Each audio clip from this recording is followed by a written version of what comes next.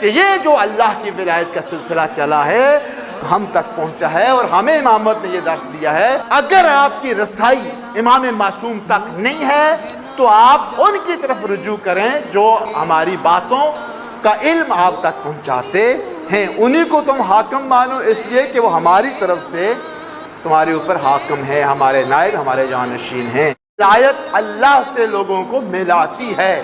تسبیح کے دانے جو ہوتے ہیں سارے ایک دوسرے سے جڑے ہوتے ہیں، اس جڑے ہونے کے رشتے کا کیا نام ہے؟ ولایت ہے۔ یہ ربط ہے ان سب کا آپس میں، اور اوپر ایک محراب لگا ہوتا ہے، ٹھیک ہے؟ وہ محراب جو ہے وہ ولی کا کام کرتا ہے۔ کس کا کام کرتا ہے؟ محراب ولی ہے، تسبیح کے تمام دانوں کا مولا ہے۔ بیچ میں دھاگا اس نظریے کی مثال ہے کہ جس نظریے کے ذریعے تمام دانے ایک دوسرے سے ملتے ہیں اور پھر تمام دانے مل کر اپنے مولا سے ملتے ہیں، مولا یعنی محراب سے ملتے ہیں۔ اب بیچ میں سے اگر نظریہ ولایت کو کاٹ دیا جائے تو دانے کیا ہو جائیں گے؟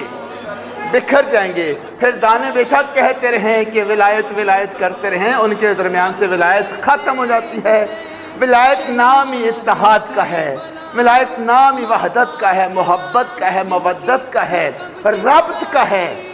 اسی لیے ولایت کے بارے میں اللہ تبارک و تعالیٰ نے ارشاد فرمایا ہے قرآن مجید میں کہ وَاعْتَصِمُوا بِحَبْلِ اللَّهِ جَمِيعًا، اے مومنو اللہ کی رسی کو مضبوطی سے تھام کر رکھو۔ یہ اللہ کی رسی وہی ولایت ہے جس کے ذریعے انسان اللہ سے ملتا ہے۔ عبد اور معبود کا رشتہ جو ہے وہ رشتہ ولایت ہے۔ ولی کا مطلب ہوتا ہے مولا، ولی کا مطلب ہوتا ہے آقا، ولی کا مطلب ہوتا ہے تمہارا حاکم۔ ولی اسے کہتے ہیں کہ جو تمہاری جان، مال، اولاد سب پر حق رکھتا ہو۔ اصل ولی اللہ ہے۔ اللہ نے اپنی نیابت میں اپنے رسول کو تمہارا ولی بنایا۔ مولا علی علیہ السلام مسجد میں نماز پڑھ رہے تھے اور سائل آیا، سوال کرتا ہے کہ مجھے اللہ کی راہ میں کچھ صدقہ دے دو، کچھ خیرات دے دو۔ کچھ بھی نہ ملا۔ اس نے آواز دی مسجد میں بیٹھنے والوں سے، تمام نمازیوں سے، کچھ نہ ملا۔ جب تیسری مرتبہ اس نے یہ کہا کہ یا اللہ تو گواہ رہنا کہ تیرے نبی کی مسجد سے خالی ہاتھ واپس جا رہا ہوں۔ ادھر سے سائل نے اللہ کی بارگاہ میں شکایت کی، اللہ کی بارگاہ میں دعا کی، اور ادھر اللہ کے ولی نے سائل کے سوال کو سنا اور رکوع کی حالت میں تھے مولا علی، اور اسی حالت میں اپنی انگلی کا اشارہ کیا سائل کی طرف۔ قیام میں نہیں، سجدے میں نہیں، بلکہ رکوع میں تھے مولا۔ اشارہ کیا تو فوراً سائل آیا۔ سائل سمجھ گیا کہ علی خیرات دینا چاہتے ہیں، علی صدقہ دے رہے ہیں، علی زکوٰۃ دینا چاہتے ہیں۔ وہ آیا اور مولا کی انگلی سے انگوٹھی اتاری اور لے کر چلا گیا۔ ادھر یہ واقعہ ہوا اور ادھر اللہ نے قرآن کی آیت اتاری حضور کے دل پر، وَإِنَّمَا وَلِيُّكُمُ اللَّهُ وَرَسُولُهُ وَالَّذِينَ آمَنُوا الَّذِينَ يُقِيمُونَ الصَّلَاةَ وَيُؤْتُونَ الزَّكَاةَ وَهُمْ راكعون۔ اللہ ولی ہے تمہارا، رسول ولی ہے تمہارا، اور وہ ولی ہے تمہارا جو رکوع کی حالت میں زکوٰۃ دے رہا ہے۔ اب مولا کی ولایت تو قرآن سے ثابت ہو گئی، اور اللہ نے کسی بھی زمانے کے لوگوں کو اپنے ولی سے خالی نہیں رکھا ہے، لہذا مولا اپنے زمانے تک ولی ہیں، اور آج بھی ہمارے مولا تو ہیں، کیونکہ وہ صرف ہمارے مولا نہیں ہیں بلکہ بی بی پاک فاطمہ الزہرا صلوات اللہ علیہا کے بھی مولا ہیں۔ اللہم صلی اللہ علیہ وسلم۔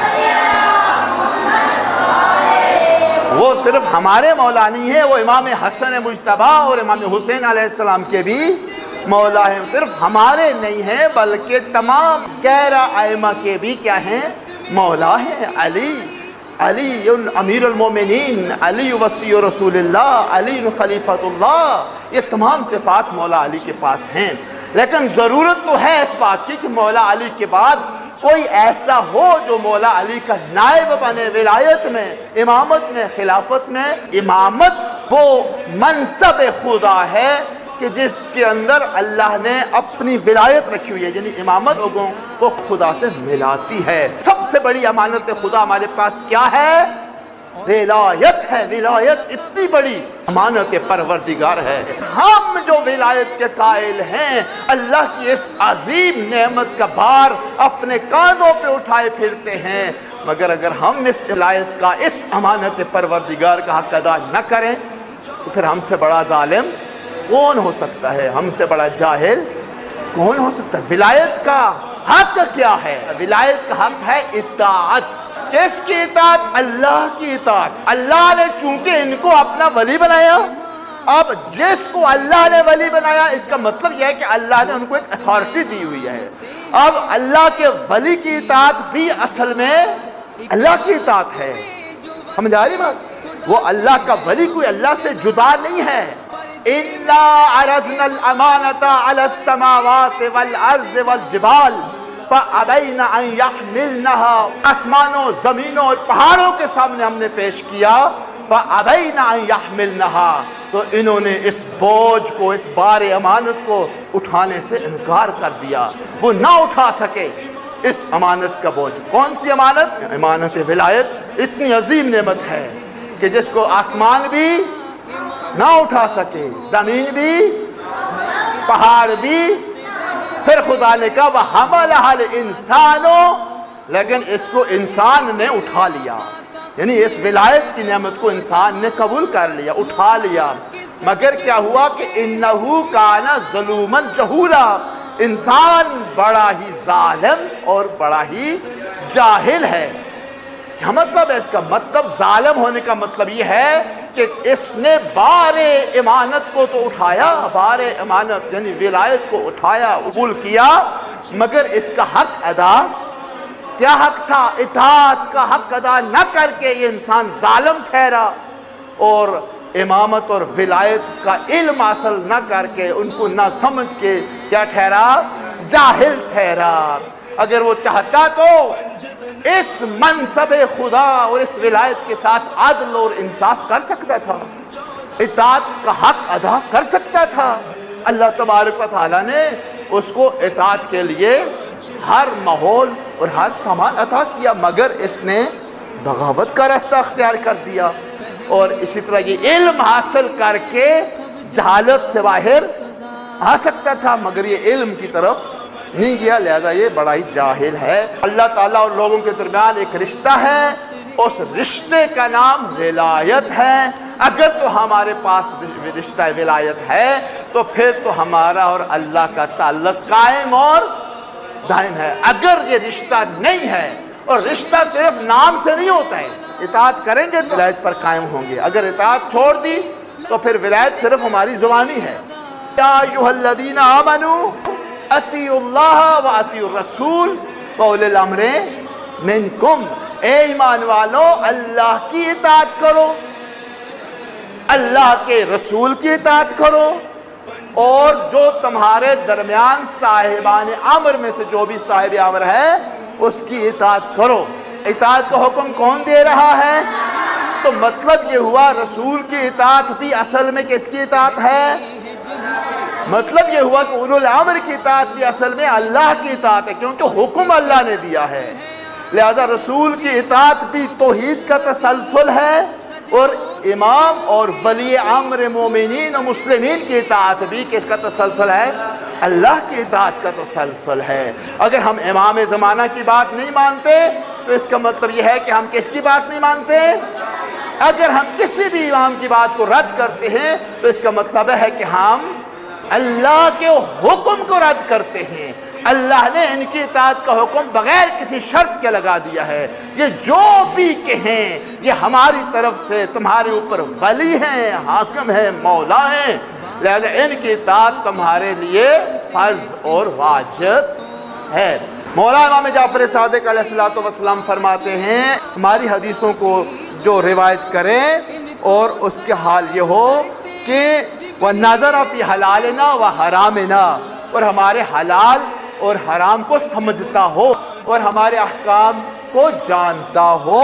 لوگوں کو چاہیے کہ فَلْيَرْزَعُوا بِهِ حَكَمًا، کہ لوگ اس کو کیا کرنے اپنا حاکم مان لیں، حاکم کے طور پہ اس کو قبول کر لیں۔